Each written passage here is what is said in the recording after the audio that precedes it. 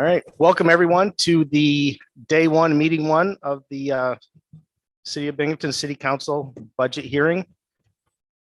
Wednesday, September 29th, 2021. Lee, can you take roll call, please? Yes. Councilman Scaringi, Present. Councilwoman Riley, Present. Councilwoman Friedman, Present. Councilman Burns, Present. Councilman Strawn, Present.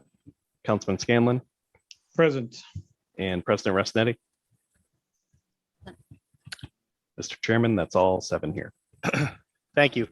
In a second, I'm going to ask our corporate counsel to give us a very brief overview. A couple weeks ago, Maggie sent us a budget process packet. Very well done. So I hope everybody's had a chance to read that and update on that. This is our second time through. So hopefully we'll be able to get through this. But just an overall reminder that between now and October, the end of October, we have an opportunity as a group to review, speak into, potentially amend this budget. In the absence of that, this budget would default to the mayor's proposal. So we've got a lot of work to do, but I think we've spread it out over 3 weeks, 5 sessions. It gives us a little bit of a buffer for the public hearing and the final vote in case we need a little bit of extra time. So I think that we spread it out enough to not overwhelm anybody. And would you give us just a real quick couple reminders and then an overview?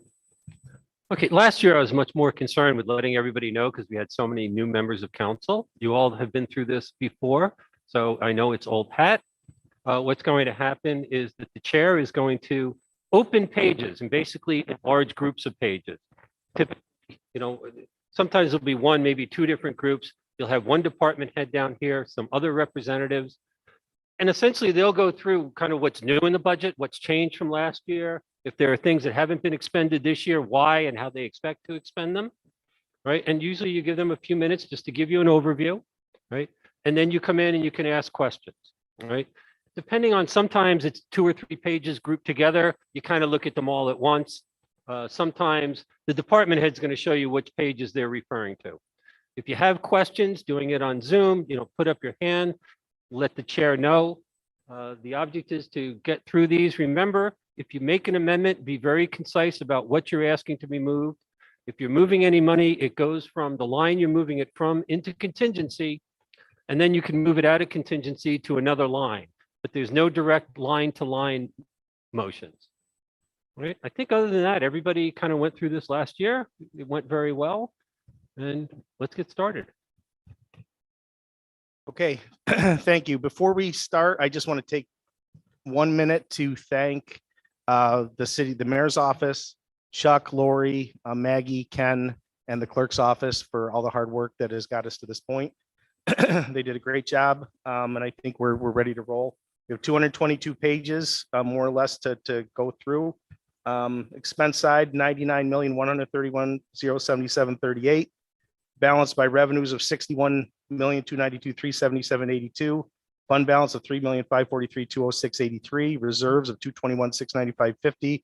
And a tax levy of 34,073,797.23. With that, let's get right into it.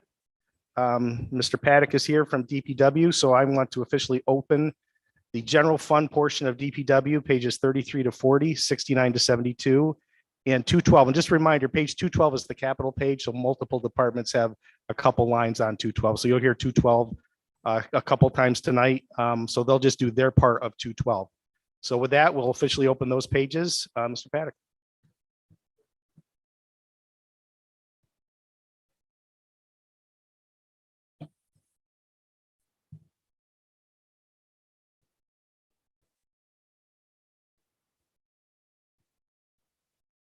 Mr. Chair, are we amending the agenda because Chris Slater is here?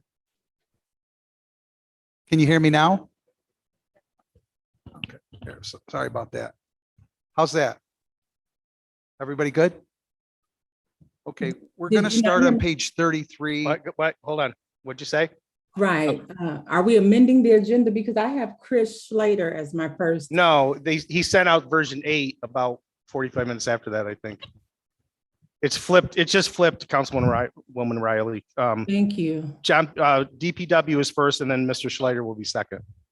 And then Jeff Kruger will be third. So I think that's the only change. It's just a flip flop between DPW and code for tonight.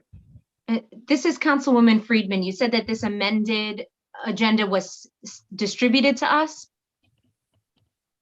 Yes, it was several hours ago. I looked at it before I left work. So it's just a flip. So just go to your DPW. If you have the other one, just go to your DPW, which was the second part. Code was first and DPW was second on the one, version 7. Version 8 is just a flip of those two. So Mr. Paddock has 33 through 40, 69 to 72, and 212 on the general fund portion of his budget. That was sent out today? Yes. I don't believe that I received that. It's just, updated. Councilwoman, it's just a flip of those two things. So just look at your agenda and just look at the DPW section. It was sent about an hour and a half, 2 hours ago. Okay, I didn't receive that. So I guess for today, that's okay. Are all the other days the same? Well, you'll see that because we have till next Monday to the second session. So you should be able to find that email between now and then, hopefully. No, I don't have that email today either. So it's not just Councilwoman Friedman. Well, we'll definitely have it reset. Let's get started. Or we're I'm gonna. a third. I don't have it either. Right. And by the and way, that's- by the way, just so we're clear, I don't have that either. So it wasn't a Republican Democrat thing. It just wasn't sent out. So Okay. let's move on. It's just the slip. It's just literally, Nothing else has changed. just It's literally literally DPW is the first. Presentation, right. All right, We go ahead, Mr. understand Paddock. that, but it's about ensuring communication is received for all. That's what we're saying. We get Mr. that. Paddock, it's go ahead and get simple. started. Can everybody hear me? Yes, I can. Yes. Okay, I'm going to start on page 33, the Public Works Administration portion of the budget, personal services. Not much has changed there. The increase in expenses are due to contractual expenses. Chuck Shager did want to touch on a new position called Fleet Manager, which I'll let him just discuss that for a minute. Put a fleet manager in the budget. We're going to change things around for next year, but the mayor elected not to make that change this year and leave that for the next administration. If that's what they want to do, they could utilize a fleet manager position and move money around next year if that's how they feel fit. You can go, John. Yeah, and the reason about the Fleet Manager position is it's not for just the Department of Public Works. We also have water, sewer, parks and recreation. We have engineering, we have planning, we have code, we have the mayor's office. There's roughly about 400 city type vehicles in our fleet. So that's the reason this position is being introduced. And as Chuck stated, will be later discussed. Moving forward here, no real changes left here on the first page. So I guess I would move from page 33 into 34 through 35, where we go into City Hall operations of plant. Very minimal increase there in personal services. And again, that's attributed to contractual expenses. No other major really increases of any sorts here. Pretty much the gas, electric all stayed the same. And again, we had a little bit of savings due to COVID-19 because the building was not at full occupancy. If you move to, you continue there on the second page, which would be 36 through 38.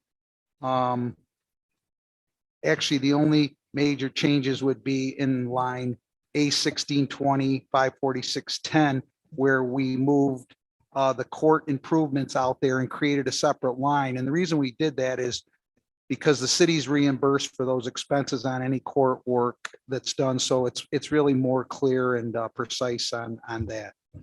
I guess if we just keep moving forward, we'll go to the central garage again. Personal services, any increases there are totally due to contracted expenses there. Obviously,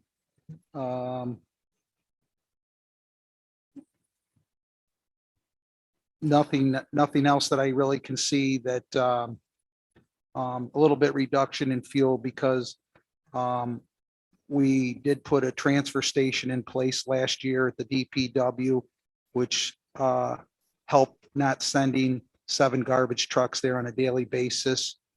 We send a tractor trailer once a day to the Broome County landfill 4 days a week. So that would be really the only change that I can see there that you would need to be aware of.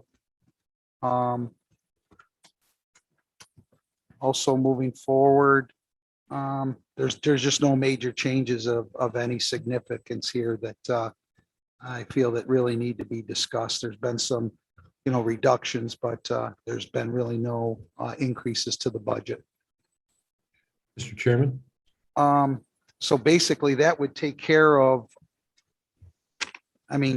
technically that part of the budget, and then the signals Excuse me, Mr. portion. Paddock, Yes, Councilman Tom Scanlon. So look at the vehicle parts down 28 grand. Can you touch on that for a second?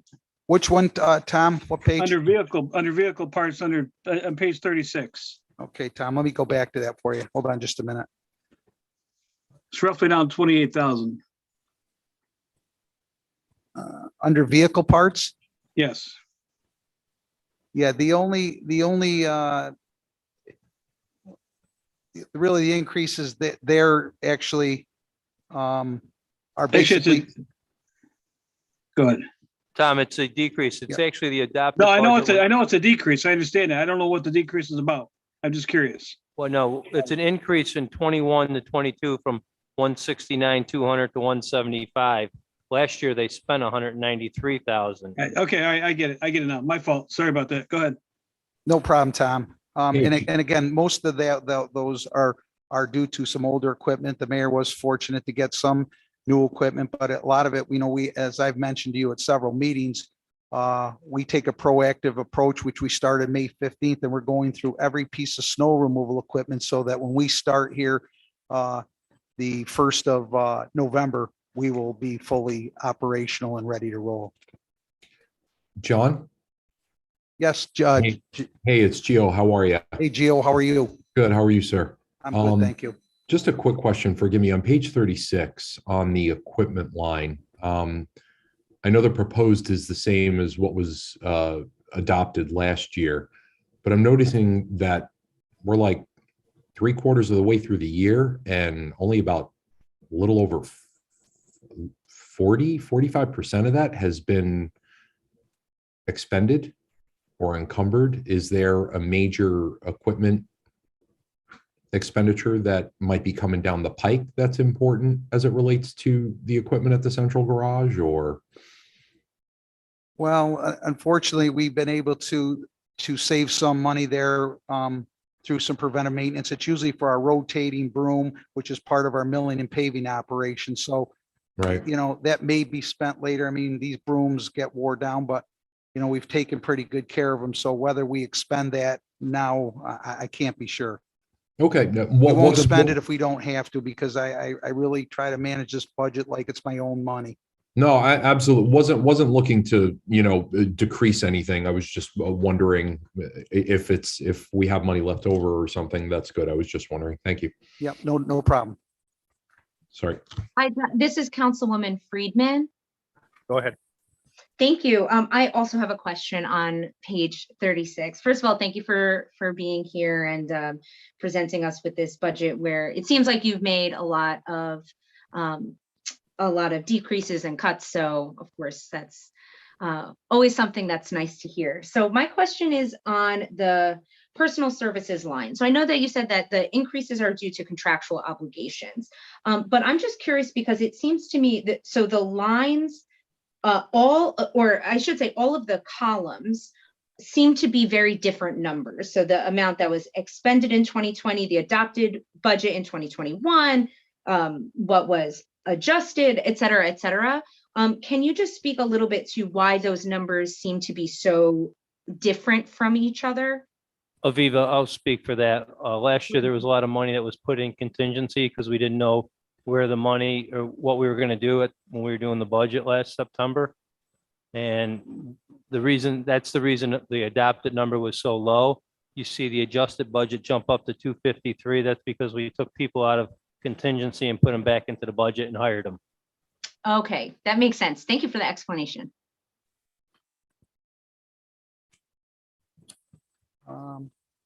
Okay, then if we go to page 39, again, personal services, I'll state the same thing. The limited increase there in personal services is due to contracted expenses. As you see, any of the other lines really are pretty much how we operated last year.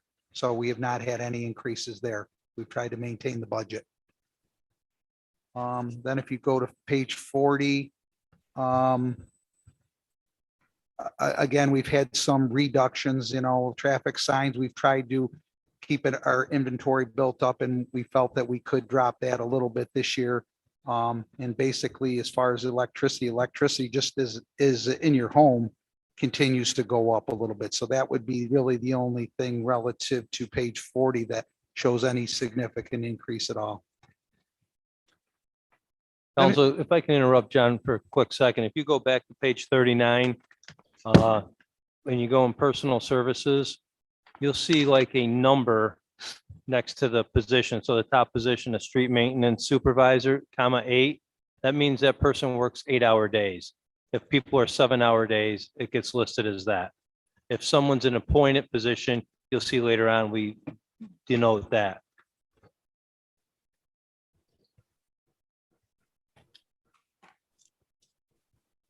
If we move over forward to page 69, which would be our maintenance of roads. Obviously, these are contracted services, as Chuck said.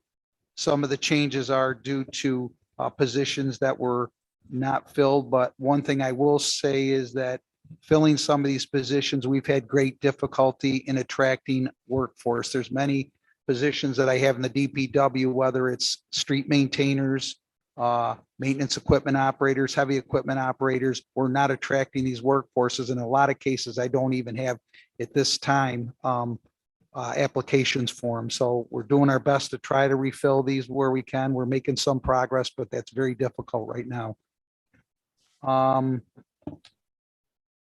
There's really nothing else, even looking on the maintenance of roads, that's really changed from last year to this year.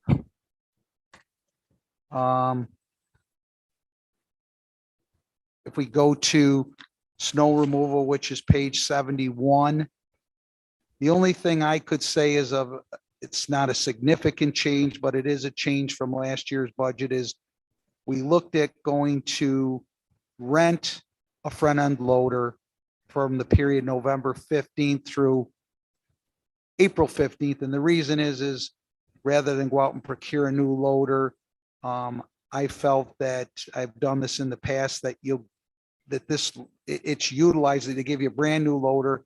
If we have any problems, this falls back on the manufacturing or local entity to come in and repair it versus putting unnecessary pressure on our mechanics who are busy at this time of the year. And obviously, when you get a new piece of equipment, I can say most of the time it's going to operate for that period of time that we get. So it's really a better value than putting out close to 200,000 and trying to buy one that might be 6-7 years, and sometimes it's not used every day. So other than that, that's really the only change there. And I guess that first portion of the budget is complete on my end. Oh, did I miss street lighting? I'm sorry, I guess street lighting, I apologize. That's on 72. As you see, there's no changes there as well. Actually, we reduced the electricity a little bit on that. So again, another reduction. If we go into the refuge fund summary portion of it, that would be. John, hold on. Let's finish up the general fund first. Yeah. Before we do capital, does anybody have any questions on the operating portions of 33 through 40 and 69 through 72?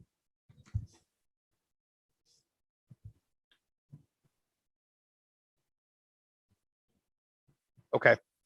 John, can we go to the 212 portion really quick for your capital improvements on the on those? You want to do that one next? Can I just, I'm sorry. No, I just want to remind everybody, when we do the capital pages, we treat each department as if it's a unique page. So what we'll do is approve that as a unique page, and then the same rules apply as to all other approved pages. Okay, regarding the capital improvements plan. I'm sorry. What page should we go to? 212. 212 for Public Works, obviously, street lighting improvements of $40,000.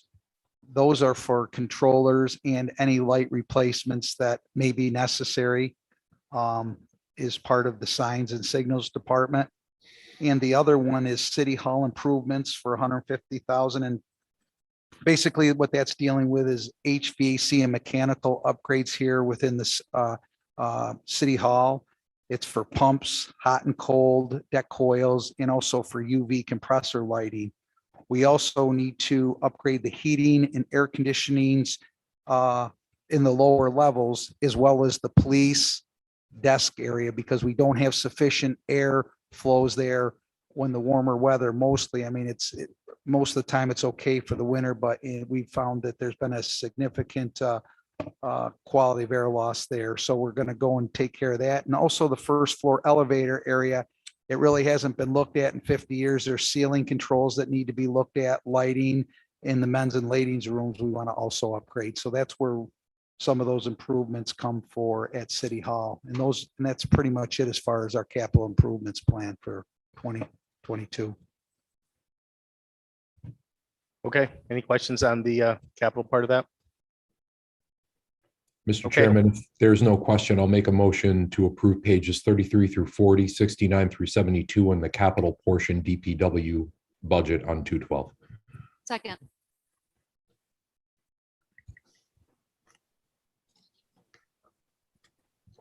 We do. All in favor? Aye. Aye. Aye. Okay, thank you. Oh, always ask any. Any opposed? Okay, thank you. Okay, I'd now like to open the refuse portion of the DPW budget. Pages 111 through 127. 111 and 112 are summaries. And we have some revenue components in here, so I don't know if Chuck will speak to those. And then the operating portion starts on page 116. So we will open all 111 through 127. And I'll let John and Chuck decide which order, if they want to do the expenses first or, okay. So 116 first. on 114. Yeah, 114. We'll start on 114 with the expenses. 114 is the unallocated insurance. This is insurance that comes from the M fund for property casualty and things of that nature. So that number actually went up from $1,145 last year to $2,090 this year, mainly due to the fact that I used less fund balance out of the insurance fund than I did last year.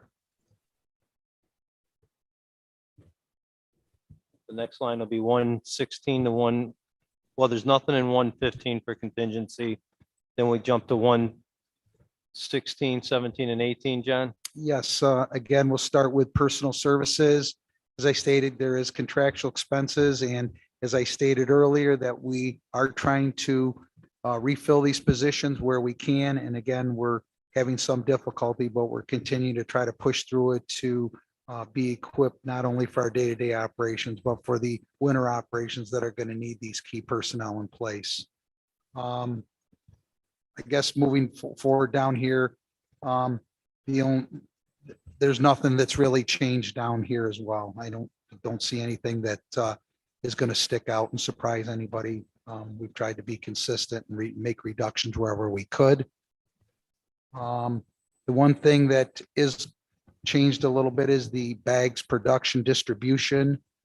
The price of bags has increased, and that's why you're seeing that number move up from what it was a year ago. The reason for that increase in the bag cost is due to the cost of oil. Those bags are directly related to the cost of oil, and that's gone up so much. The bags at the same time have gone up. The other thing is tipping fees that went down. And the reason you saw it go down is because last year we faced kind of a tough situation that in our recycling efforts, Adams Disposal decided to no longer want to collect recyclables from the city of Binghamton. So we had no other options because there was no interest out there because the financial monies that were in recycling are no longer there. So we had to go and utilize the Broome County landfill for close to 3 or 4 months. We were fortunate through, working with Chuck and myself, we were able to meet with Bob Taylor. He took us on board on a temporary basis. The relationship has been good. I think it still needs to be cultivated because obviously the city needs Bob Taylor. And I think he's been pretty fair to us. So that's why you saw that increase, because the Broome County landfill was charging us a significant amounts to take recycling, because obviously they, under normal circumstances, didn't, and they were having to go and tractor trailer that off the sites such as Albany and some other surrounding areas. So that's the really one area there that that's why you'll see that change. Everything else pretty much is normal. I'm going to expand on. Excuse me, Mr. Paddock, this is Councilman Scanlon. I got a question on the tipping fees, please. Go ahead, Tom. So you mentioned Bob Taylor took us on temporarily. Is that a day-by-day basis, or how's that agreement work, John? No, he just really, Tom, what he wanted to see is, they want to look at, Tom, the quality of recycling out there. It's very important. They're particular on what they take. So when we first started with him, he wanted to make sure that, that we were going to meet our commitments. I meet with him probably every 3 weeks. I think it's important. And he's in place with us now. It just initially when we there, he just said, I want to take it, make sure I can handle, what's coming into the facility, what the quality is. And we've demonstrated that we've done a better job on what we're selectively delivering there. So I don't see any problems there now. Are we hauling that? on the Are we same- hauling? Tom, let me expand for Sure. John. I mean, one of the big things that was his problem was all those small plastic bags. Okay, without having as many stores giving them, it helps out. But we cannot have those in our recycling bins. That shuts down their operation. Yes. John, does this entail hauling it to a Owego location, or where do we haul this to? Where they pick it up? It's Appalachian, Tom. And one of the things is we are trying to be proactive, trying to look at a recycle similar to how we do the refuge recycling at DPW. We're trying to set up an operation there where we're eventually, hopefully, we can go and create a recycling there so that we can tractor down to Appalachian probably twice a week, opposed to going down there 4 times a week with 7 pack masters. So is that in this budget to try to get to that, John? To Yes. try to get the recycling? It is. Okay. All right, good. All right. Thank you. John, let me expand. There's another aspect of this tipping fees that hopefully we can get modified before the end of the year, but the county increased the rate for us to increase to deliver product to them next year. I think every municipality has been increased, but in this time, I don't think that's the right thing. And I know there's a lot of conversations going on with the Broome County legislators, asking them to bring it back to what it was.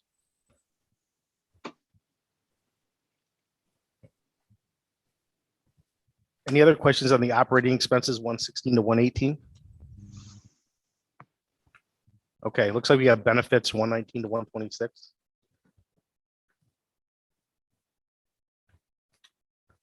$119 119 is the state retirement system.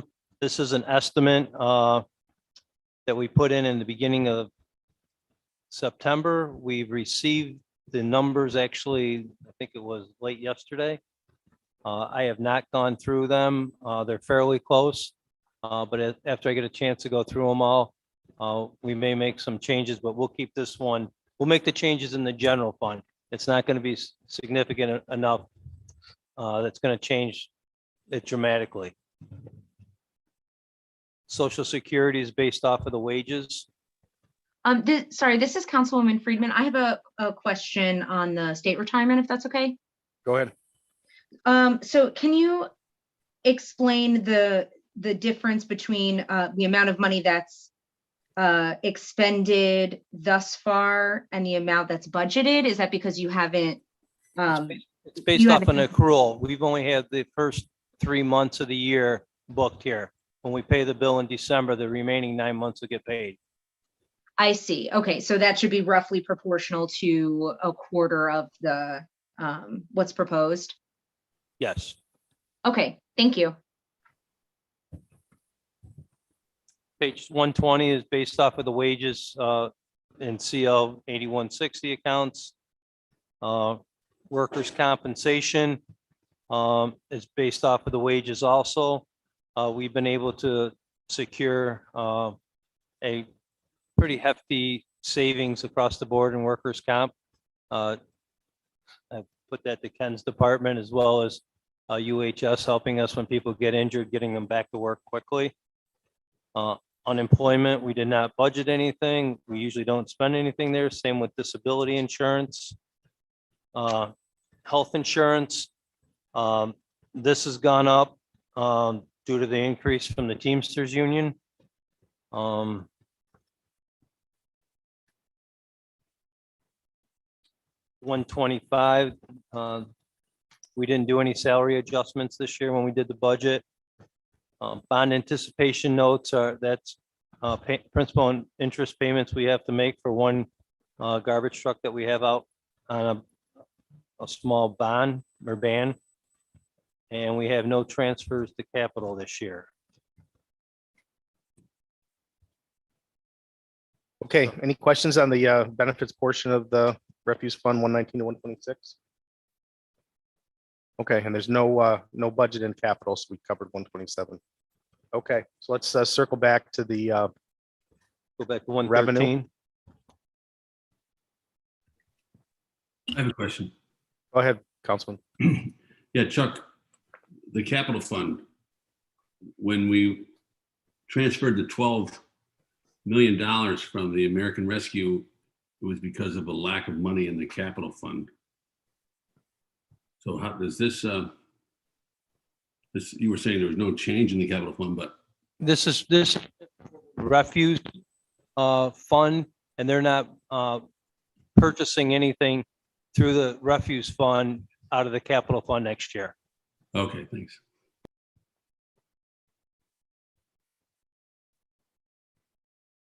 Going back to page 113, how are we going to pay for the expenses? There's going to be $90,000 we anticipate from garbage violation charges. This is when people do not pick up their yards and we have to send our people out there to pick it up. We bill them for that. That all gets done through the DPW department. Refuse and garbage charges is the sale of the bags. We anticipate that number to be about $1,224,000. And the last line is 45031 interfund transfers at $2,453,000. That is money that's being transferred from the general fund to the refuse fund. People always think that the blue bags pay for the garbage collection. That is not the case. The blue bags pay pretty much for the tipping fees. Okay, 2.4 million comes from taxpayers paying taxes to the general fund. I don't know if there's any questions on that.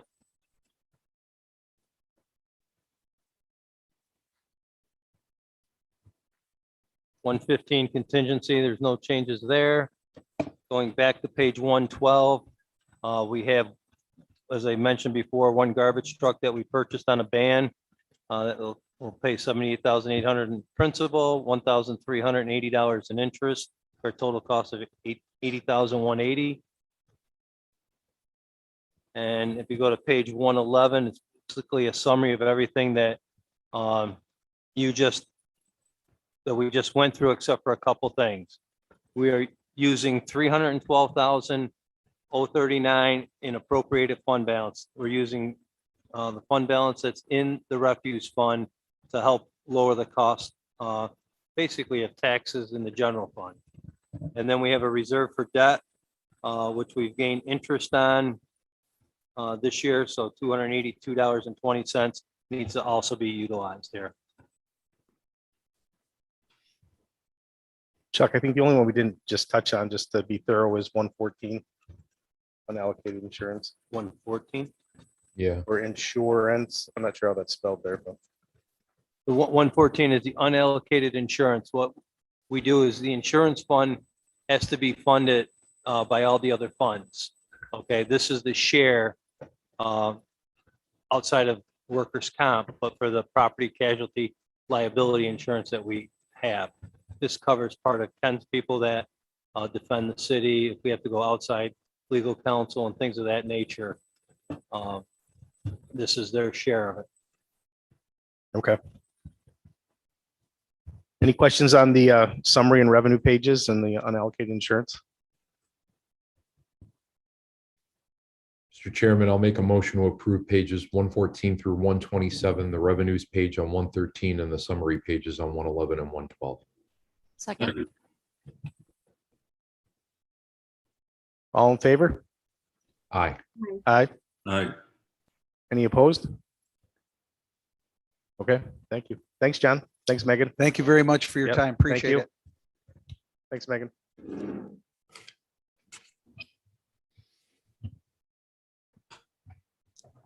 Okay, that was great. We did good. We have Mr. Schleider. I see him on the screen. You ready, Chris?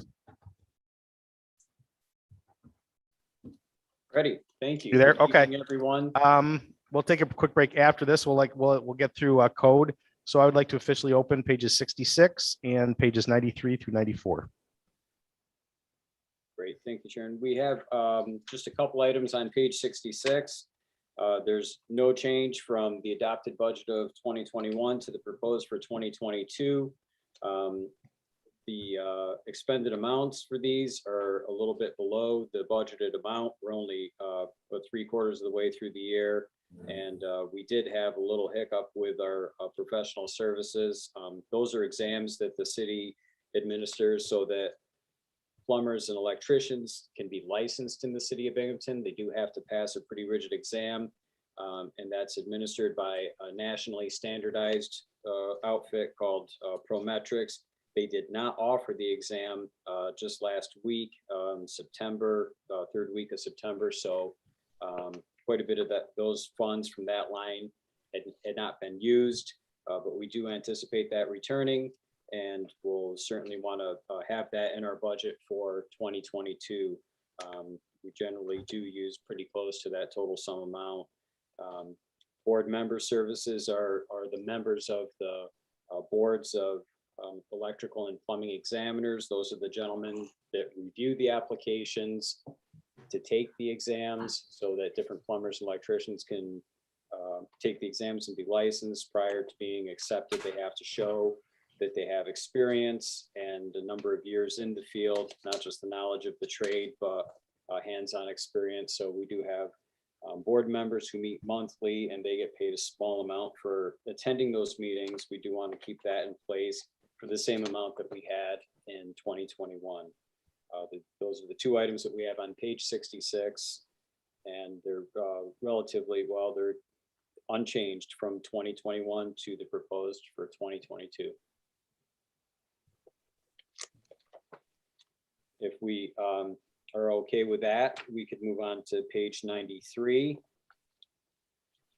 And we have at the top of the page, our personnel services. That through contract negotiation shows an increase from 2021 to 2022. Those are the amounts agreed upon between the city and CSEA to include the funds that we had in for 2021 plus the increase. We did have a position for a code inspector in 2020. One of our inspectors was promoted from his position as a code inspector the same time that the pandemic took hold. At the mayor's request, we did not fill that position, and we left it vacant. In 2021, that position remained vacant. And for 2022, we're asking to restore that position for a salary of $30,796. That's pretty close to the starting salary for that position, which is $29,600. And I think that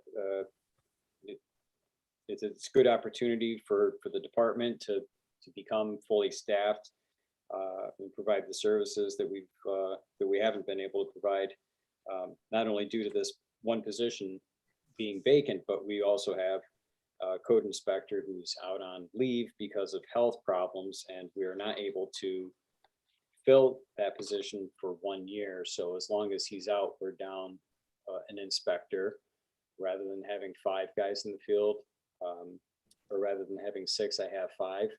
And having another inspector added to the staff would certainly help provide coverage at times like this. The other items we have on here, overtime, office supplies, uniforms, travel and training, and dues and memberships are all unchanged. We're proposing the same amount for 2022 that we had as the adopted budget for 2021. The one item that really did not get used in 2021 at this point in the year, as much as it was the allowed budget allowed for, was the travel and training.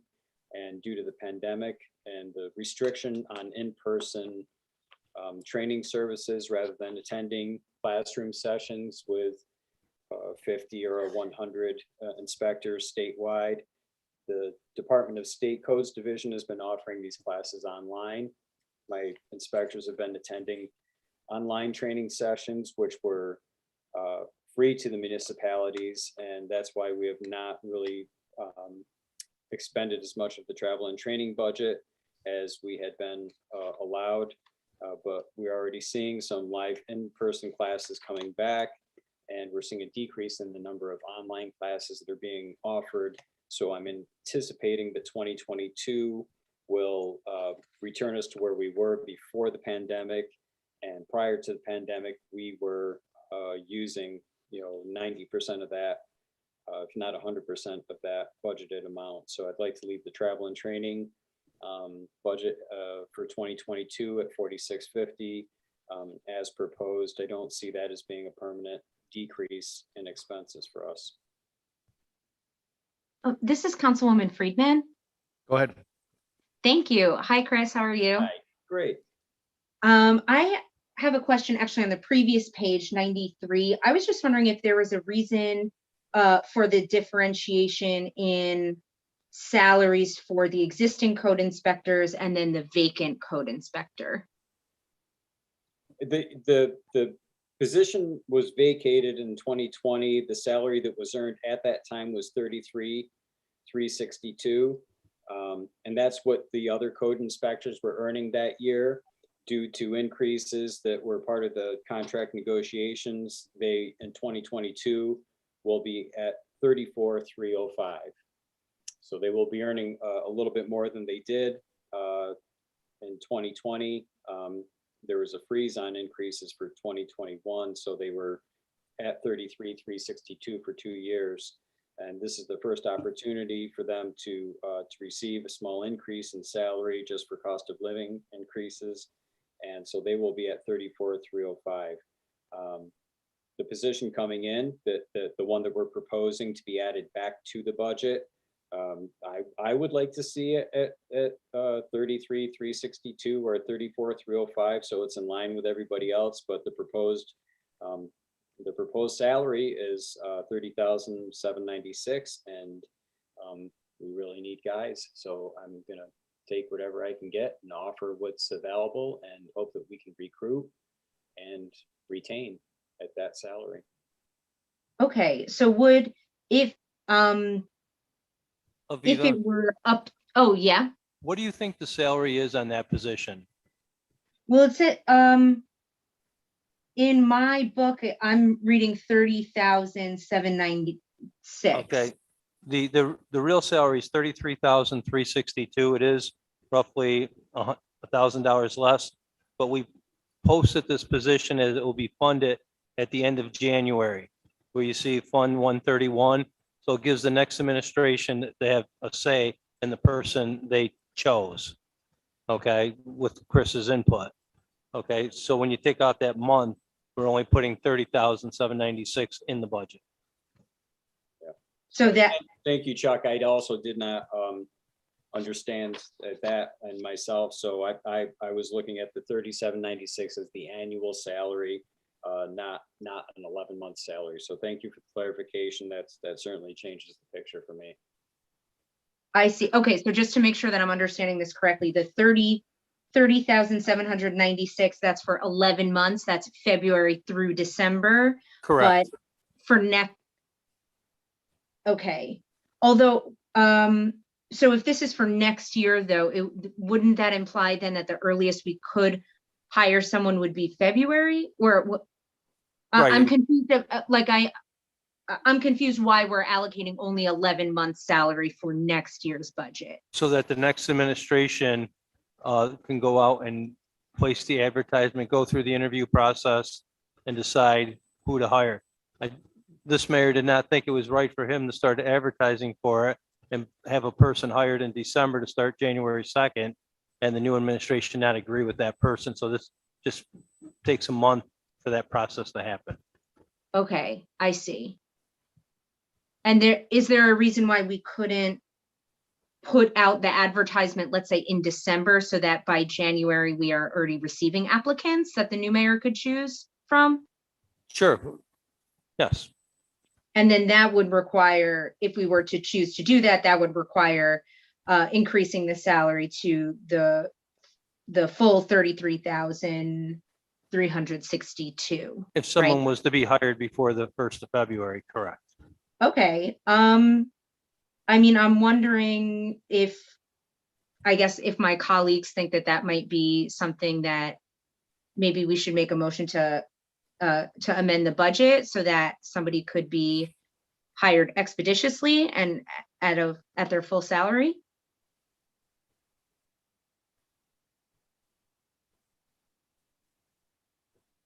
Or do I make a motion and then I guess my colleagues will. Aviva, before you do that, I'm not disagreeing with you. I'm just going to Okay. say, new administration, whatever the new administration is, it's going to be crazy the first week or two to do this. That's why we have the month. So that gives the new mayor and the new people involved, there'll be new personnel people involved in the whole process so they can learn the process and bring in the person that they want to bring in. Mhm. I mean, we could put the advertisement out in the middle of December. Okay, so you can start getting applicants and, but I just think the first 2 weeks of any mayor's new term is going to be crazy. Mhm. Yeah, that's Chuck, true. my question is more on a granular level. Is the new administration, I know we have Mr. Burns on the line, I know Mr. Cram's not here, reach down to that granular of a level. Wouldn't Chris have more of an input on that type of, I'm just asking. That's, I will tell you, this mayor is involved in every single hire. no, I think that's great. I just, Mr. Chairman, if I might, because I think Councilwoman Friedman's point is a good one. So Chuck and Chris, along obviously with Mayor David, is it possible that maybe we could post the job now, and that in the offset chance that a good round of applications are received, the difference between the full salary and the proposed, the 11-month version is only about $3,300. If we actually get someone, we could get an RL down to find a line to transfer $3,300 for. So we're both proactively looking for someone, but at the same time, if no one is hired or no good applications are received, then the new mayor also has input as well. I don't think anyone at this table can make that decision. You'd have to ask the mayor. Right, yeah, no, I don't want to, I'm just, obviously, I don't want to speak for the mayor. I'm not trying to, I'm just trying to find a middle ground on that. your question is more of a funding mechanism, right, Councilman Scringy? If we decide to do that, we could fund this at a regular business meeting down the road before. Can I jump in for a second? Actually, you would have to do it at the first meeting in January. Because once you pass the budget in on October 30th or before October 30th, it is locked. You cannot change the 2022 budget at that point. And I think that was part of the reasoning behind this, is that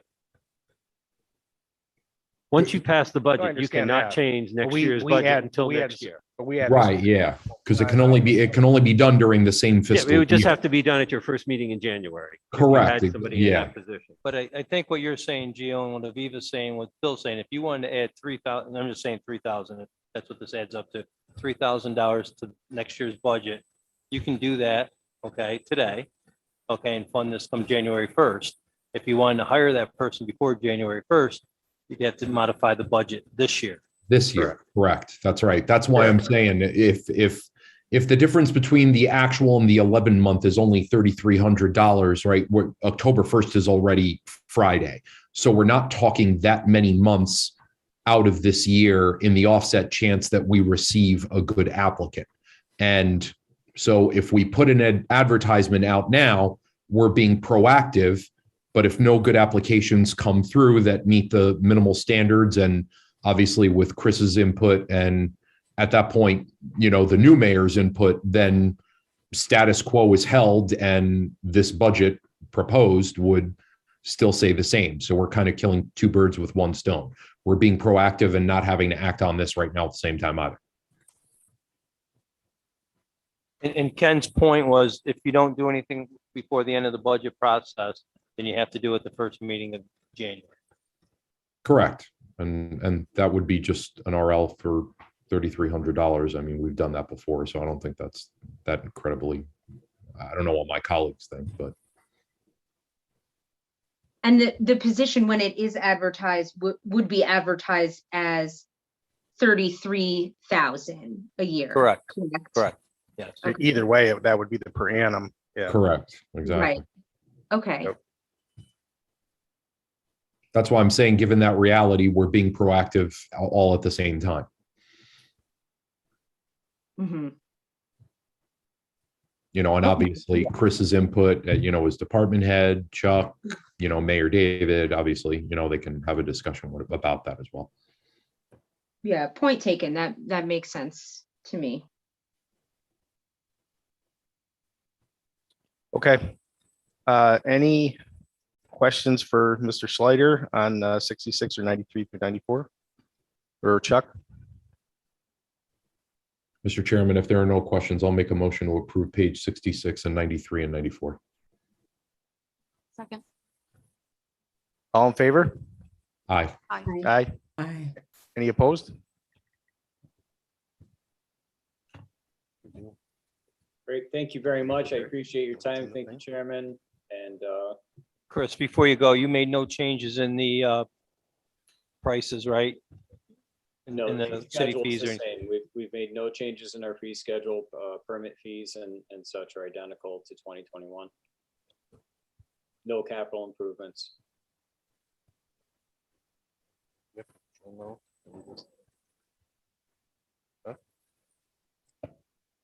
Okay, we're almost exactly on schedule. Let's go ahead and stay with the agenda and take a 5-minute recess just to refresh for a second.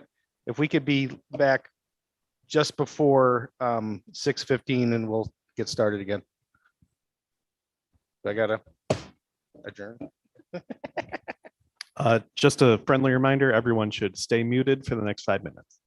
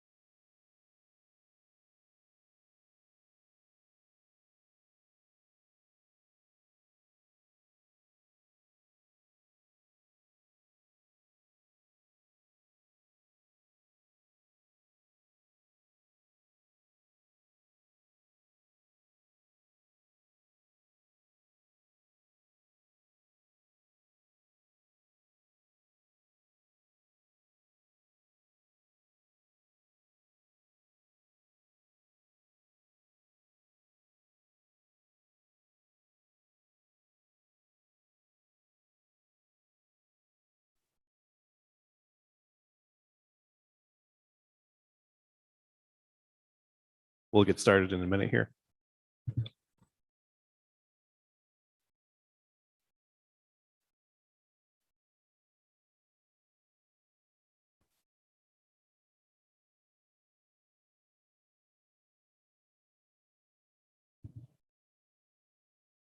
Do we have everybody back?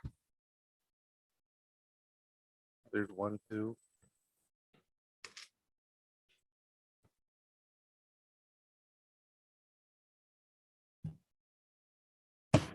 All right, let's start back up. Lee, could you do a quick roll call for the second session, second part here? Councilman Scringy, Present. Councilwoman Riley, Present. Councilwoman Friedman, Present. Councilman Burns, Present. Councilman Strawn, Present. Councilman Scanlon, Present. President Restnetti. Present. That's all 7 here. Okay, thank you, everybody. We're right on time, and so I think we're doing well. We'll keep it rolling here. We have Mr. Kruger is with us. So what we're going to do is we're going to follow the same pattern that worked just well with DPW. We will split the Mr. Kruger sections into the water and sewer. We will start with the operating expenses, and we will move back to, we'll start with the operating expenses, and we'll let Chuck pitch in on the benefits. Then we'll go back to the revenue and summary pages for each section respectively. So that said, I'd like to officially open all pages 151 to 173. Those are the pages, the total pages for the water fund, as well as I think this no, the next section has a capital. So no, we do have capital in this section as well. So is so 151 to 173 and 212 that relates to the water fund. So we are going to start with pages 157 to 162, which are the operating expenses portion. So go ahead, Mr. Kruger. 155 is the unallocated insurance coming from the insurance fund, as I mentioned, and the refuse fund, same situation. The increase is due to using less fund balance in the insurance fund. Contingency, I guess we'll come back to, and I'll turn it over to Jeff. Thank you. Ladies and gentlemen of council, thank you. Members of city council, thank you for the opportunity to present the budget for 2022. I'll go through it. Do you note any changes? We did what we could to keep it very close to the cuff. And we begin personnel, nothing, no change. Accounting services, on par. Information tech, engineering, corp council, water sewer network, communication services, no changes. Office supplies stayed the same. Telephone, fax, internet, slight decrease from last year. Page 158. Professional services. Same as last year, no different. Fee structures have again dropped down a little bit. GIS stays the same. Equipment repair and maintenance for the administration area, which is phones and computers, such. We do have a slight increase. We expect to do some work with the phone system. Legal ads, advertising, postage stayed the same. Traveling, training out of that budget line, same. Membership fees stayed the same. Page 159. Personal services.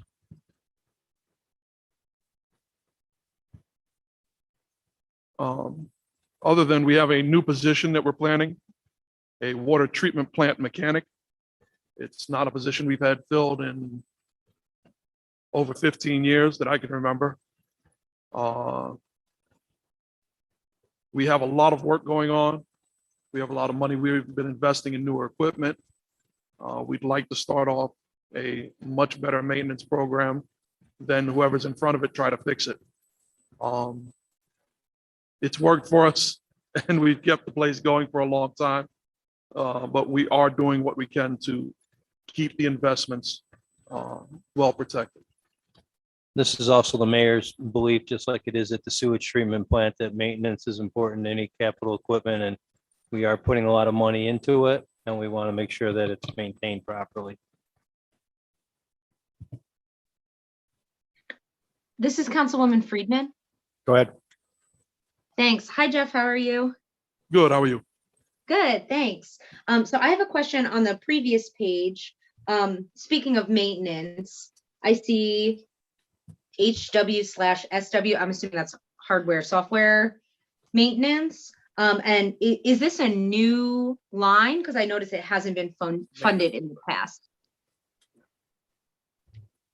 That is a subscription to the maintenance program that we're looking at. Okay, and that's something that we haven't funded before? Correct. Okay. And this goes into the overall maintenance. It's the plan. it's the same program that they're going to be using over the sewage treatment plant, Okay, and this is the software for it. I see. Okay, thanks. Sorry for not pointing that out. I should have hit that That's okay. That's why I'm here to ask all those questions. already.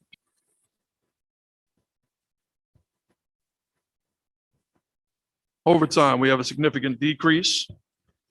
We've changed around shift operations and fixed a few issues with how we cover shifts, who's covering, when we're covering. It works out better for everyone involved. And it saved us a bunch of money on overtime, so it's a good move. Small equipment stayed the same. General operating supplies. We're trying to stay par with what we're spending. Spare parts, same as it was. Chemicals, we've come down a little bit where we could, but that's still a fairly unstable market with pricing in between shipping issues. And then there's actually some supply issues with chlorine and fluoride. So we hope to have all that sorted out, but it's still an area of concern. Uniforms, protective clothing, no real change there. Clothing allowance is contractual. Heat and gas, electricity, pretty much staying on par with what we have.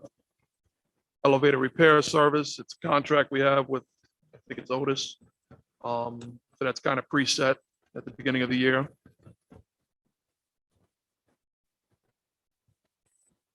Equipment improvement and maintenance, same. Equipment repairs and maintenance, we dropped down a little bit. No tipping fees. Wastewater processing fee. That's a number that's generated from the sewage treatment plant. It takes into consideration the waste byproduct of treating water that we send to them.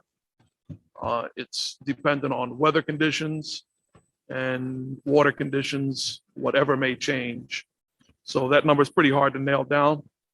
They have a 3 or 4 page equation they use to come up with a dollar amount. So that's where we have room to move with this. But like I said, it's really subject to weather and everything else. Anything that would generate more sludge from our process would be a higher increase. So we try to keep it under control. Jeff, let me expand a little bit on that too. We're also looking at Jeff is going through a 2-phase process, a sludge extraction system, so we don't need to utilize the sewage treatment plant in the future. The first half should be finished up here shortly. The second half, we're working on a grant to do the second half of the first part costs about $5 million. We got about 50% of that in grant money. The next one we anticipate to be about the same price. Right. And hopefully we can get that same amount of money from the state. They just came out with a new grant that you no longer have to wait 5 years in between grants, that you can apply for a new one within a year. So we're in that process.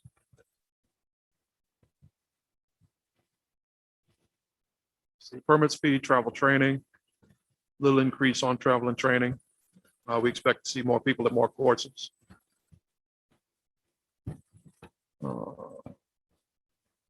Personal services, no changes, other than contractual increases. Overtime, we're holding the line at the same as last year. Tools, we dropped down to try to match expenditures. General operating supplies, same thing. Vehicle parts, keeping on par. Tires, fuel, lubricants, same. Little decrease to meter repair parts. Again, meters aren't something we really repair. Building ground to supplies stayed the same. Hydrant repairs, same. Construction material, we do have an increase to keep on track with what we're expending. Uniforms, contractual, protective clothing. We have increased it for some more safety gear. Clothing allowance, contractual, professional leak detection services, we've dropped down. We have our own leak detection services that we're doing ourselves. We're getting better at it every year we do it. We're using an outside source and our trainer for the most part, a little bit less than we have in the past. So we're able to drop that a little bit. Equipment repairs, maintenance, dropped to where we could, travel and training. All the travel and training for the water department is for the licenses that most of my people hold. They're professional licenses through the Department of Health. They have X amount of courses they must attend each year, and they renew their licensing every 3 years through a continued education program. So, state retirement. I'll go through the benefits. The state retirement, same situation as the refuse fund, down a little bit from last year. Aviva, same situation, only the first quarter of the year is in here. Social Security is a derivative of the total wages. Workers' compensation, that's gone down, as I stated before. Unemployment insurance and disability are unemployment zero. Disability insurance, some individuals over there are eligible for it. It's $500 a year. Health insurance. This one actually went down due to the number of people and the breakout of everything related to those people there compared to the prior year.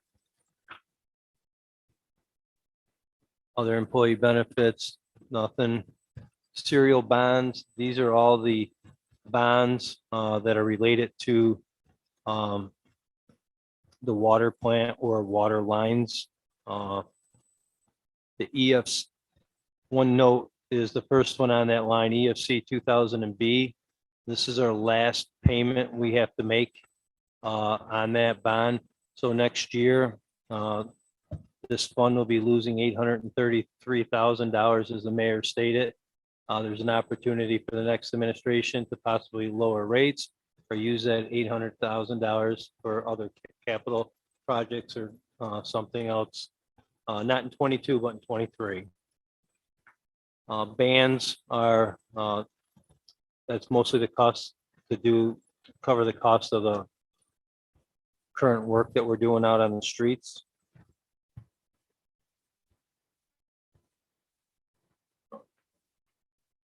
No other long-term debt. And transfer to capital. I'll let Jeff talk about this, but this is something that we did change a few years ago where we used to budget every year for these items, and if they didn't spend them, they went away. We now will put money behind at budget time to make sure that Jeff has enough money there. We don't, if he 50,000 a year, but some years he only uses 25, we could move money around each budget process and not actually have it go back to fund balance. It's saved out there and can be used the following year. The fiscal agent fees is cost to do debt. Jeff, why don't you go through the other ones? They're mainly yours. Equipment rehab, we try to keep this to large pumps. high expenditures in that case. So we don't have any shock if something goes wrong. We have some money set aside to cover big expenditures, and they can happen at any time. The meter program, we're sitting good right now with the fund balance, so we didn't have to add more to it. Building repairs, it's ongoing. Building repairs in addition to the filtration plant. We continue to put money in that. It's pretty huge complex. When things go wrong there, it's never a $15 fix at Lowe's. It's always something far larger. Water valves, again, we're set with how we've done that. Piping material, ongoing expenditures, equipment. Again, with the construction side of what we do, equipment is a very large expenditure, and we save up a few years at a time, and we buy vehicles as we can. Vehicles, dump trucks, backhoes, vacuum trucks for the sewer department. These are huge pieces of equipment with pretty hefty price tags. A lot of these start at over 100,000 and just go up from there. So keeping the equipment and things like that, these lines up, saves us from having shock to the budget when something goes wrong. Hydrant program, the expenditure for hydrants each year. Lab equipment, we're sitting good right now.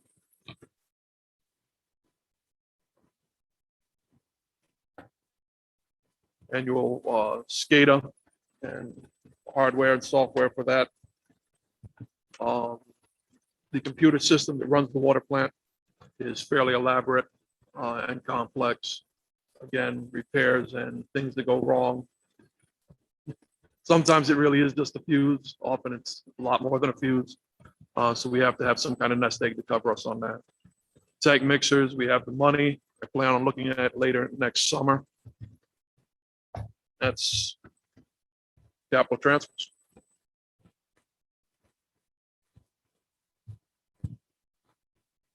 Well, does anyone have any questions on them? Chuck, do those match what goes over to 212, correct? It looks like they do. What was that? That matches what goes over to 212 on the capital, correct? Yes. What he just, okay. So in essence, that what Jeff just did is covers 212. Is anybody getting expenses on the water fund, the operating and benefits and capital 157 to 173 and 212 for Jeff or Chuck? Go ahead, Councilwoman. Go ahead. Is that Aviva. me? Oh, Yeah, go okay, ahead. thank you. Yep. And then Um, Mr. Joe Burns will be after. I have a question on the capital fund, the transfer to capital fund page. So all of the line items make sense to me. And I'm wondering if you could speak to the difference between the 2021 adjusted budget and the 2022 proposed budget, because it is significantly less.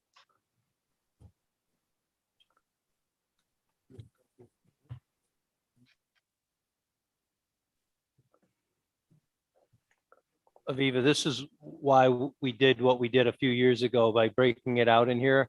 If the water department did not spend as much of the expenses this year for whatever reason, we didn't have to budget for it and overcharge the ratepayers. Okay, when we went through the whole process, there was enough money in all these different accounts that we didn't have to put all that money in it for next year. We feel 135,000 should be sufficient to cover what Jeff needs and leave some extra money there. Okay, that's about half of the 2021 budget, and that you feel like that would be sufficient, just $135,000? Yes. Okay, I was just checking because there was a large difference between those numbers. Thank you. Aviva, if you're in City Hall, you can stop at my office and I'll try to show. It would be easier if you saw the capital lines that aren't here. Like if you look here, if you looked at line H8340590017 for the hydrant, we could pull that up and you'd see how much money is still in that account and Jeff could tell you what he needs for next year. That's how we did it. Okay, So we go through each one of these individually with Jeff to make sure that he has the funding that he needs to keep the water fund going. okay, thanks. I have a question. Go ahead, Councilman. Thank you, Jeff, for all of that. And I'm wondering the money that we approved from the American Rescue money, the COVID money, I think it was 4.5 million for water filtration and sewer upgrades. Is that in here? That is not in this year's budget. That is now in the capital fund. We transfer that out of the general fund into the capital fund, and there's a separate line for, I can't remember how many we set up. Was it 2 or 3? 2 lines. There was 2 separate lines, one for the water pump stations and one for the filtration improvements. Okay, thank you.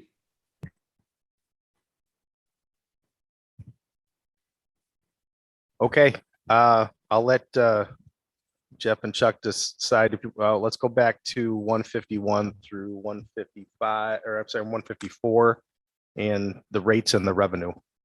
However you want to do that is fine. 154 is a list of all the revenue accounts, with the biggest one coming from what we bill out to the people that use water. The second one is the cap charges. Water service charges are fees for different things that customers call Jeff and ask him for to do. Interest on late payments. The interest on, or interest and subsidy, meaning that EFC gives us a reduction in our interest rates. That's where that is recorded. And lastly is interfund revenues, which is money that comes basically from the sewer fund. So the total revenue is expected to be $6,882,839.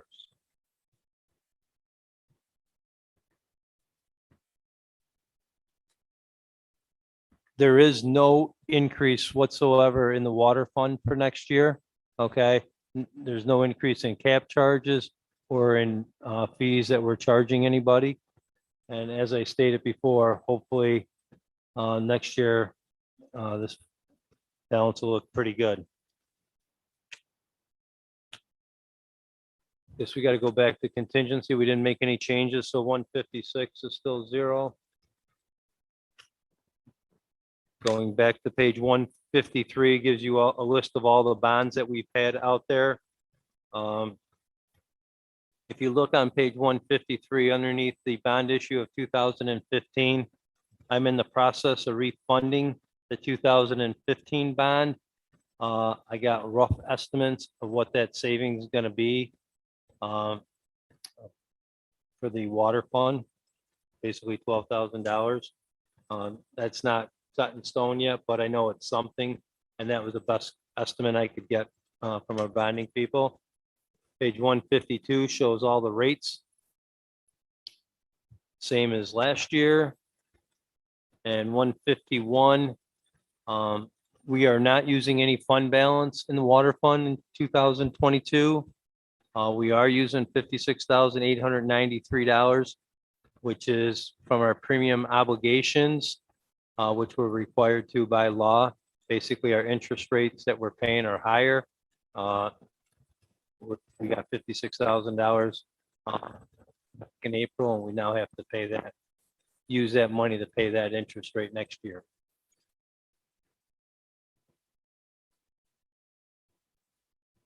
Does that cover everything, Phil? Yep. You covered all the pages. Does anybody have any final questions on the water fund for Jeff or Chuck?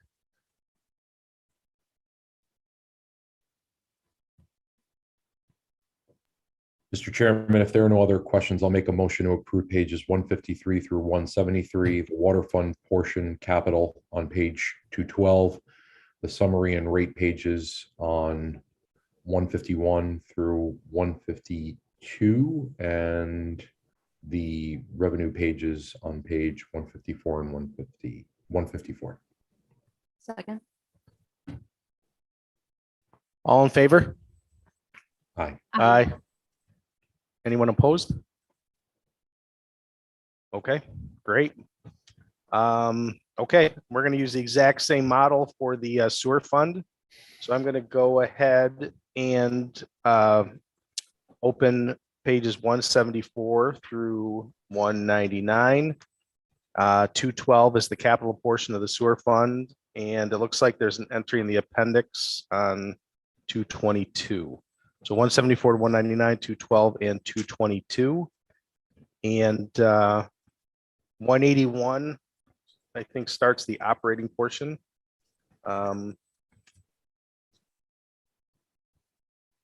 So, yeah, we can come back to the contingency just like we did before. So let's start on 181 to 186, and then the benefits are after that. So why don't we go to the right to the operating portion, Jeff? We could. Okay. Sewer administration. We have split payment to keep dispatchers. A lot of times when dispatchers are called out for overtime, it's because of a water sewer call. That's where we come up with split fee to cover the cost. Works, no change there. Accounting services, all set. Collection information, engineering services. These are all preset fees. We know in advance what it's going to be for the new year, and we just budget accordingly. Telephone, fax, internet, 1,300. We know what we spend each year. Page 182. Sewer SCADA radio.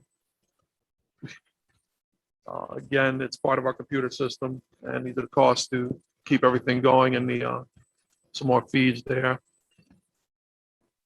EFC fees.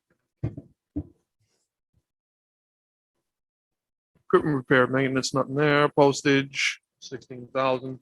It's for mailing out bills every year. G8120, personal services, page 183. Contractual expenditures, we know what the salaries are going to be. That's all set in stone there. Overtime, we're trying to balance from what we see and what we've been spending. The equipment, we stayed the same. Sewer lab work. Testing that's done on the what's in sewer overflows and things like that. That all has to go out to private labs. That's where these fees come in. Vehicle parts, tires, fuel, gasoline, lubricants. All standard. Building grounds improvement, we cut that down a little bit. Construction materials held the same. Chemicals held the same. Odor control is part of what we get. Root killer for sewer lines. It's a big expenditure there. Still not that much, but it's something we use a lot of. Uniforms, contractual, protective clothing, clothing allowances, all contractual. Electricity held the line. Vehicle repair, same as it was. Travel and training staying the same.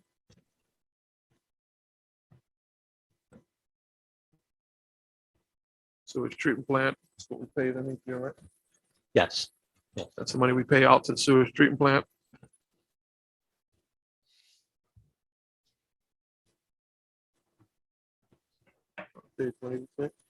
Page 186, cost to run the sewage treatment plant project.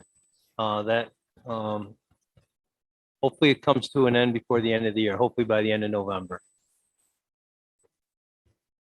State retirement system is what we've talked about before, reduced a little bit. Social Security based off of the wages that we've gone through. Chuck, hold on one second. Councilwoman Freeman, did you have a question? Yes, I did. Go Thank ahead. you, Mr. Yep. Chairman. Can you provide a little bit more specifics, please, about the sewage treatment plant line on page 185? Sure, that's the net difference between what they charge us. And I think you guys I'll use this as an example. And these aren't numbers that you can really hold. I'm doing enough, but their budget is $25 million. That $25 million consists of debt service for the city and village and local system costs for the village and city. And then their budget over there is about $8 to $9 million. Everything else is made up of what I just said to you. So if you take that 25 million, we make up roughly half the flow that goes into the sewage treatment plant. So out of that 25 million, we get charged $12,500,000. We get to deduct the cost that we put into it through the city, such as paying for the bonds, paying for the local system costs. That brings it down to a $2 million, $2.2 million estimate for next year. Every year, that $8 million budget that they say they never spend. So we usually get back anywhere from $500,000 to $1 million. I don't know if that helps. Aviva, let you understand that? So then this 2.25 million, that's the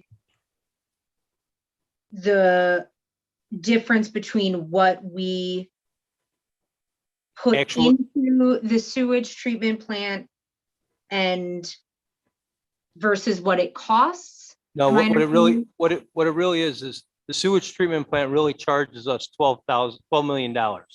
Right. Okay, but we spend $9,750,000 in debt payments and local system costs that we get credit against that 12 million. The difference is the 12,225,000, which is here. Okay. I see. So that is I can't think of the word, but that's us like eating the deficit, I guess. I wouldn't call it a deficit. It's the cost of operations for the sewage Okay. treatment plant. Okay. All right. Thank you for breaking that down. We're really paying $12 million to the sewage treatment plant to operate over there. And that's the interfund check that we saw last week or the week Yes. before when we were over at the sewer plant doing that. Correct. Okay. Yeah. So I'm going to go back. That's a good question. I'm going to go back and look at that other budget. And you can hopefully they should match up or pretty close to the one that we just passed from the sewer plant. We would see the 9 million or whatever on that side. We get a The bill from credit, them for the 12 12 million million, per right, se, okay. okay, but Yep. we pay 9.7 million Okay. in all these other costs. Gotcha. Okay. It's a so huge spreadsheet. It's a huge spreadsheet that's very touchy. Okay. I'll send it thank to you if you want. I'll send it all to you if you want to have fun playing with it. Sure. Yeah, that'd be great. Thank you. I have a question. Councilman Burns, go ahead. Yeah, thank you. Chuck, on 186, this personal services, you said this service was being wrapped up by the end of the year. And what exactly was it again? That is, we basically have two individuals who work for the city making all the payments on the sewage treatment plant project. So basically, when the contractors would send an invoice here, it goes through a variety of different scenarios. These two people are integrated, one in engineering, one in my office, making sure that all the bills are correct, they get coded properly, they get through EFC, that all the I's and all the T's are crossed, and that's shown up in the OSC audit. Those people are the main reason why, along with Jacobs, why we got the positive OSC audit, keeping Okay. everything documented. Okay, thank you.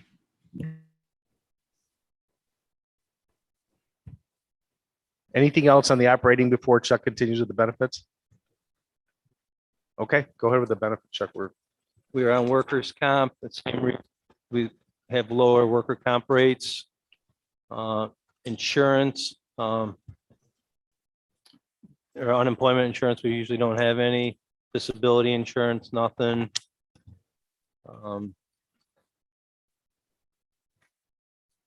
Health insurance, they picked up part of the difference in the water fund when I went through and recalculated it based off of the actual people and the type of policies they had. The sewer fund had to increase. Other employee benefits are nothing.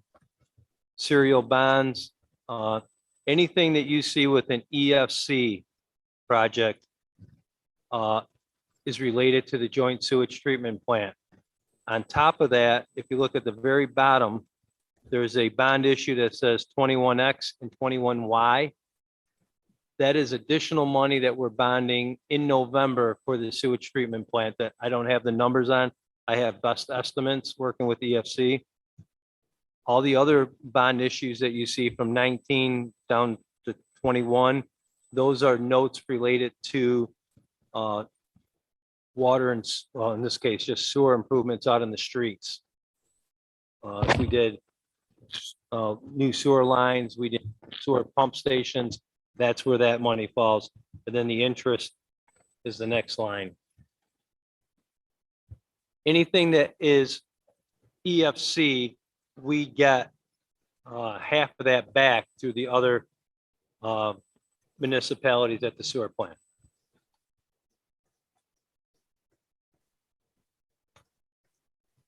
Next page is the bands, which are the current work that we're doing out for sewer work. Where it says 0303 and 0306. These are the current estimates on the work being done at the sewage treatment plant. That could be all, the work is done. We're finalizing all the contracts. One thing for everyone to know, that if we were to get all the FEMA money, which they owe us roughly $14 million, this band payment would go away. Okay. I probably ruffled a few feathers this week because some of this money is $14 million, is 2 years old. And I went above some people's head and got a hold of the state and said, I need the money. Enough's enough. And if we don't get a solid answer next week, we'll go to the next step higher. So we should not be just letting $14 million sit aside and say, we don't need it.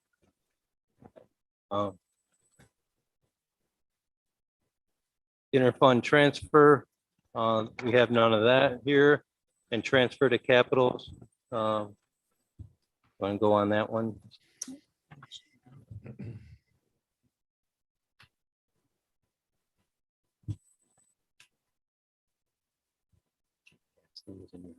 Yeah.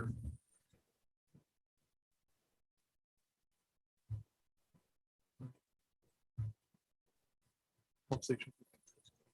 Go through the casting. All right, we have castings. We're transferring 50,000. That covers all the street reconstruction, repaving. We replace castings where we have to. One thing that's important there, Jeff, is we got another RL. I don't know if it's gone down there yet or if it's coming, that we need more castings for this I year. have to have 25,000, 26,000 to cover another purchase order. We've been covering and repaving a lot of streets, and that's we took a big hit on castings. So yeah, that's why we're going to be asking to transfer more money, probably one of the next meetings. Equipment covers a wide variety of equipment, vehicles, camera trucks, just the large items that have high expenditures. CSO repair, combined sewer overflow repair, the screening systems that are automatic that kick in. We keep those, we have to keep those very, very well maintained. And we put the money aside to make sure we have money to cover whatever goes wrong, so we can have them fixed as fast as possible whenever we do have a problem with the systems. And again, we're putting away money for hardware and software for computer controls, and our state assistance.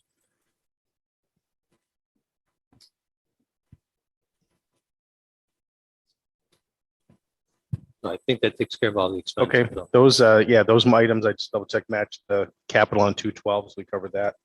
It mentions the appendix 222. It's like there's a couple lines there. I'm not sure what is that, Chuck? Let's wait till we get through the revenue. If they agree with that, then we'll do the fees. Okay, It's a fee. okay. So we'll go back to the revenue and summary and appendix, starting back at 174 through 180, those I pages. think we got to start off at Pick that or whatever order 179. we I want. didn't talk about the unallocated Okay. insurance. Yeah. That went up just like all the other ones I discussed.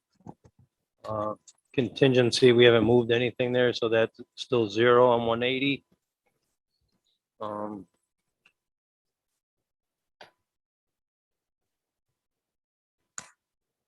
Where's the debt? Okay, page 176 is a list of all the debt issues, when they're due and when they expire and things of that nature. 177, 178 is the revenue portion of this. The sewer rents are 10.5 million up. There is a 6% increase in this year's sewer budget to cover the cost of basically the sewage treatment plant debt. I will also tell you that I anticipate in 2023 another 6% requirement. Okay, but we should be set after that. Interest on sewer, 300,000, unmetered cap fees, 885,000. Interest subsidy from ESC of 1.5 million, benefit from refunding. These are bonds that we've refunded through EFC. They can't give us a lower interest rate. They call this a category benefit from refunding of 159,000. And that gives us a total revenue of 13,307,000. With that being, I think you go, if you all agree with that, we should go to page, what page was it for? Last page. Okay, yeah, we should do the rates here. On page 175, these rates, so you can see what the rates will be on March 2022 and what they'll go up to on April 2022. No, that's right. It's March 22. The rates go up effective on April. Right. The Is the old 15 rates and the this year. $7, that's until March 2022, correct, Chuck? Right. Yeah. Yes. Those are the current rates today. Right, right. Thank you. What is the percentage of that? Sorry, I talked out of turn. It's 6%. So they're going up 6% Yes. in April. Thanks.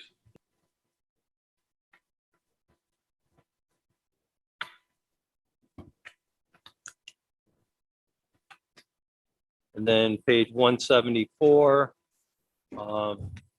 everything we've gone over with the exception of the appropriate fund balance, we're appropriating $889,000 and using premium and obligations of $48,014 to balance out everything. Then you go to page,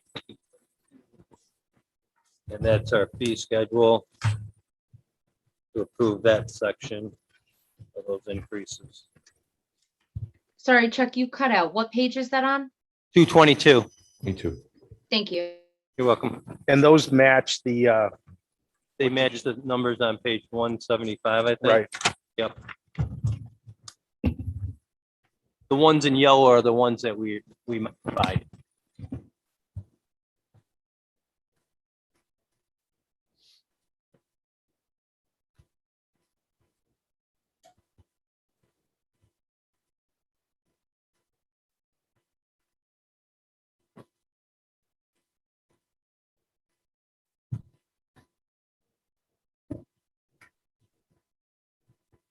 Okay, does anybody have any other questions for Jeff or Chuck or Lori on the sewer fund? The totality of 174 do 199, 212, and 222. Yes, this is Councilwoman Riley. Go ahead. On 175, Chuck, you did talk about a 6% increase that we see in the rate that will be effective April 2022. And you mentioned that we may need to have another increase in 2023 to adjust and accommodate for, I missed that piece. I didn't hear the last sentence. You said, you explained why, you provided rationale for this gradual 12% increase.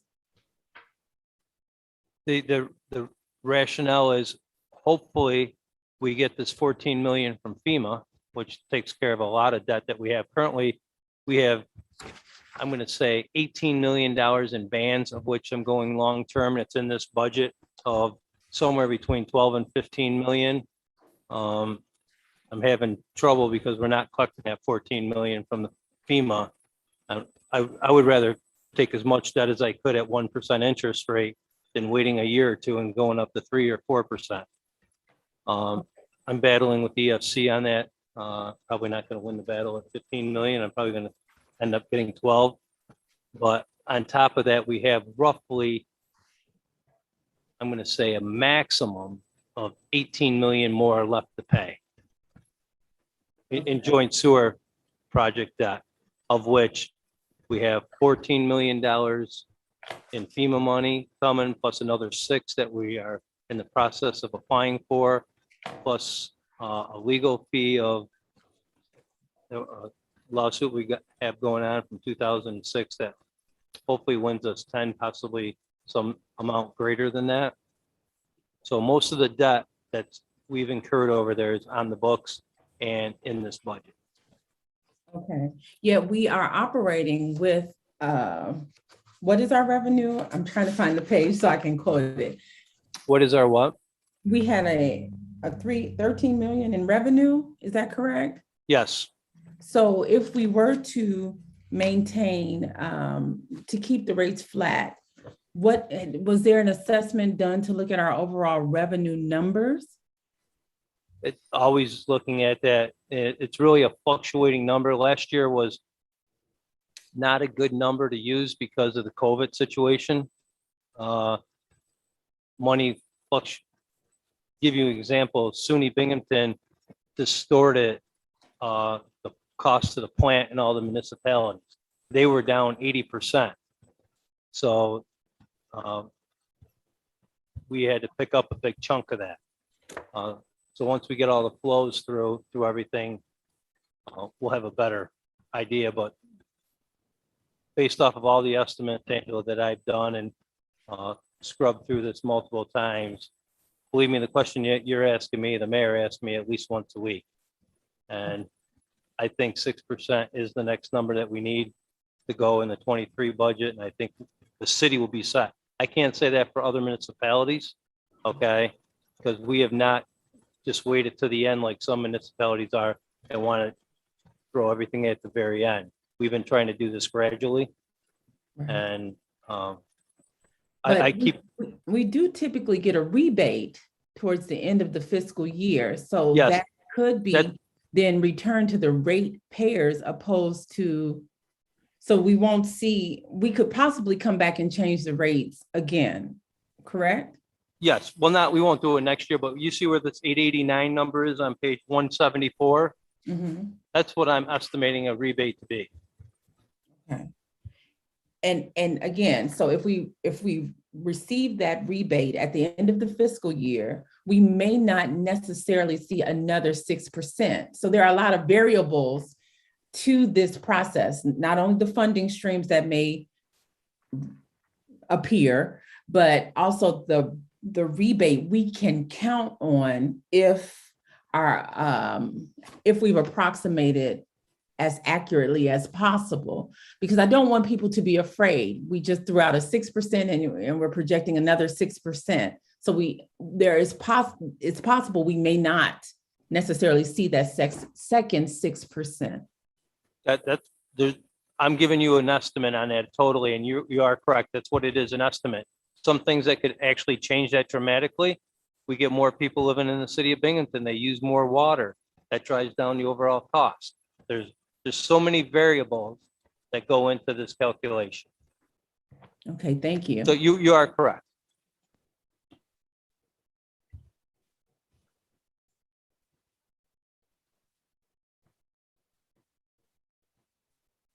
Okay, I think that wraps up. Any final questions? Chairman, I'll make a motion to approve pages 176 through 199, sewer fund portion of the capital fund on page 212, appendix C on 222, and the summary and rate pages on page 174 and 175. Second. All in favor? Aye. Aye. Aye. Aye. Any opposed? Okay, I think it was a successful first night. Lee has sent out you sent that out, right, Lee? Yes. I apologize. received We it. apologize. We've been trying to be, Lee and Gene have been trying to be accommodating to our fellow colleagues at the city. We're getting less patient with changes at this point, so I'm hoping that stays firm. But that is the reason. There was a late request from Mr. Paddock, and we've been trying to be accommodating. But at this point, we got to pretty much go with it. We can't keep changing, so I agree with that. So you should have that on your emails now. We'll have a brief session Monday before, about 45 minutes. We will not do anything after the work session on Monday. So it'll be very brief. That'll be the only time we correspond with another meeting.